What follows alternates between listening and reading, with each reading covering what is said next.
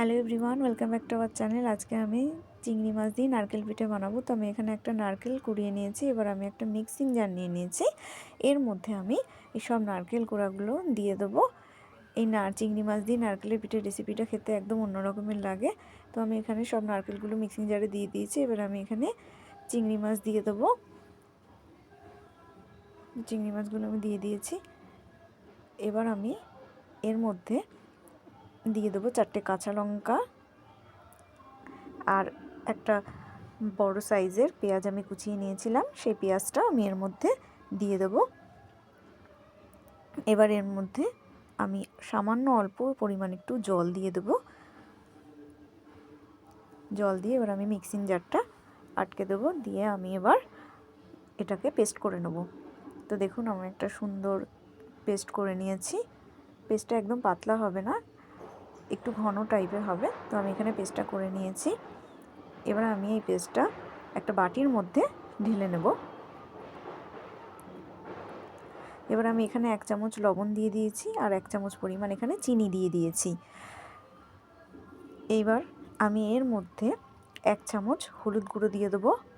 হলুদ গুঁড়ো দিয়ে এখানে আমি সর্ষের তেল দিয়ে দেবো বেশ কিছুটা পরিমাণ। এবার আমি একটা কলাপাতা একটু আগুনে আগে থেকে সেঁকে নিয়েছি। এবার এই কলাপাতার উপরে আমি অল্প একটু তেল দিয়ে কলাপাতার গায়ে মাখিয়ে নেব। এবার নারকেল আর মশলাগুলো আমি এখানে ভালো করে একটু মিক্স করে নেব।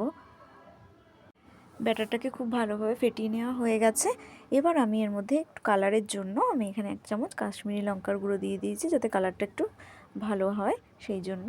তো আমি এখানে ব্যাটারটা এভাবে রেখে দিয়েছি। এবার যে কলাপাতাটা আমি তেল মাখিয়ে নিয়েছিলাম সেই কলাপাতাটার উপরে আমি এবার এই ব্যাটারটা দিয়ে দেবো। দিয়ে একটু হাত দিয়ে একটু ছড়িয়ে দেব।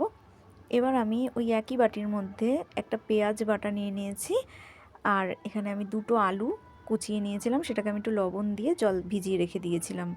এবার আমি এখানে 1 চামচ লাল লঙ্কার গুঁড়ো, 1 চামচ লবণ আর 1 চামচ হলুদ গুঁড়ো দিয়ে দিয়েছি। এবার এর মধ্যে আমি বেশ কিছুটা পরিমাণ সর্ষের তেল দিয়ে দিয়েছি। দিয়ে আমি আলুটাকে খুব সুন্দরভাবে মেখে নেব। মেখে নিয়েছি। এবার আমি এই আলুটা পাতার পাশ থেকে সুন্দর করে সাজিয়ে দেবো। তো এইভাবে পাতায় আলু ভাজা খেতেও ভালো লাগে। তো আলুগুলোকে এখানে সুন্দর করে আমি সাজিয়ে দিয়েছি। এবার আমি একটা কড়াই নিয়ে নিয়েছি। কড়াইয়ের মধ্যে এটা পাতাটাকে আমি আস্তে করে বসিয়ে দেবো। এবার ওই বাটির মধ্যে আমি অল্প একটু জল নিয়ে পাতার পাশ দিয়ে দিয়ে দেবো। এবার আমি কড়াইটা গ্যাসের উপর বসিয়ে দিয়েছি। এভাবেই আমি 15 থেকে 20 মিনিট এইভাবেই একদম লো ফ্লেমে এটা হতে দেবো। এবার 15 থেকে 20 মিনিট পর আমি এটা নামিয়ে নিয়েছি। এবারে এর উপরে আমি একটা কলাপাতা দিয়ে তার উপরে থালা দিয়ে আমি এটাকে আস্তে করে উল্টে নেব।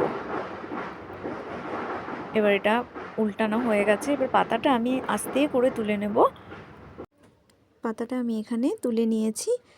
এবার আমি এর উপর দিয়ে একটু সর্ষের তেল দিয়ে দেব।